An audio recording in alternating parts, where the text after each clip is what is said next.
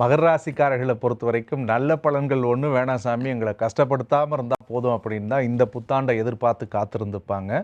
அதுக்கு முக்கிய காரணம் கிட்டத்தட்ட லாஸ்ட் ஒரு 8 வருட வாழ்க்கை என்பது மகர ராசிக்காரர்கள் யாரை கேட்டிருந்தாலும் சொல்லி அழ ஆள் இல்லை அப்படின்னு தான் மனசுக்குள்ளே புலம்பி இருப்பாங்க. ஏழரை சனி ஆரம்பித்து இழக்கிறதுக்கு ஒன்றும் இல்லைங்க, நான் பொண்ணை இழந்துட்டேன், பொருளை இழந்துட்டேன், உயிர் மட்டும்தான் மிச்சம் வச்சிருந்தது அப்படின்னு தான் உங்களுக்குள்ள புலம்பல்கள் இருந்துச்சு.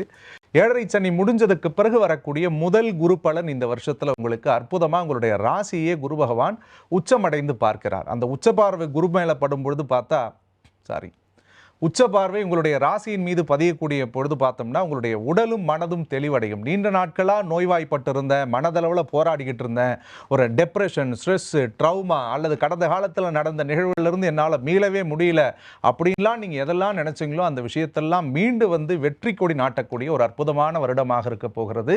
3ஆம் இடத்தை உச்சமடைந்த குரு பார்க்கிறார். ஏற்கனவே 3ஆம் இடத்தில் சனி பகவான் மறைந்திருக்கிறார். ராசிநாதன் சனி மறைந்திருந்தாலும் கெட்டவன் கெட்டிடில் கிட்டிடும் ராஜயோகம் என்ற அடிப்படையில் சனி பகவான் ஏழரை சனியே மகர ராசிக்கு ராசிநாதன் தான் ஒண்ணுமே செய்ய மாட்டாருன்னு நானே சொன்னாலும் இந்த 7.5 வருஷம் அடிச்ச அடின்றது யாராலையும் மறுக்க முடியாது. அப்போ 2.5 வருஷம் அவர் மறைந்திருந்து அற்புதமா நீ வாழ்க்கையில முன்னேறி போப்பா அப்படின்னு சொல்றார். அந்த காலகட்டம் என்பது ஒரு புது தைரியத்தையும் தன்னம்பிக்கையும் புதிய முடிவுகளையும் நீங்கள் விரைந்து எடுத்து அதில் வெற்றி பெறக்கூடிய காலத்தை கடவுள் தரப்போகிறார்.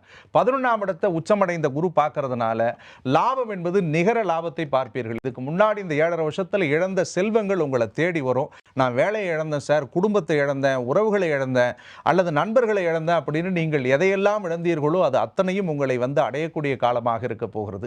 7இல் உச்சமடையக்கூடிய குருவால் குரு பலன் இருக்கிறதுனால திருமணம் உள்ளிட்ட பல்வேறு சுபகாரியங்களை அற்புதமாக நீங்கள் தொடங்கி நடத்தலாம்.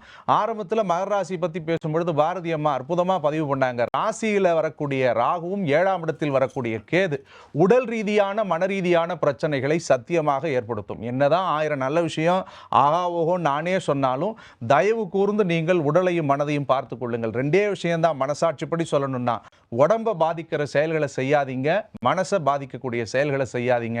இதை செஞ்சா அடுத்த 18 மாசம் மறுக்க முடியாத அடி உங்க வாழ்க்கையில சத்தியமா இருக்கும்.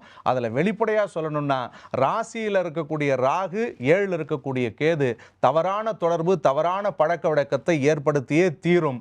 ராசியில ராகு வரும் பொழுது பேராசைப்படக்கூடிய நிலைகள் தள்ளப்படுவோம். இந்த 2 விஷயத்துல மட்டும் கவனமா இருங்க. விரலுக்கேத்த வீக்கத்தோடு வாழ கத்துக்கிட்டா இந்த வருடம் முழுக்க உங்களுடைய வாழ்க்கையில் வெற்றி மட்டும்தான் இருக்கும்.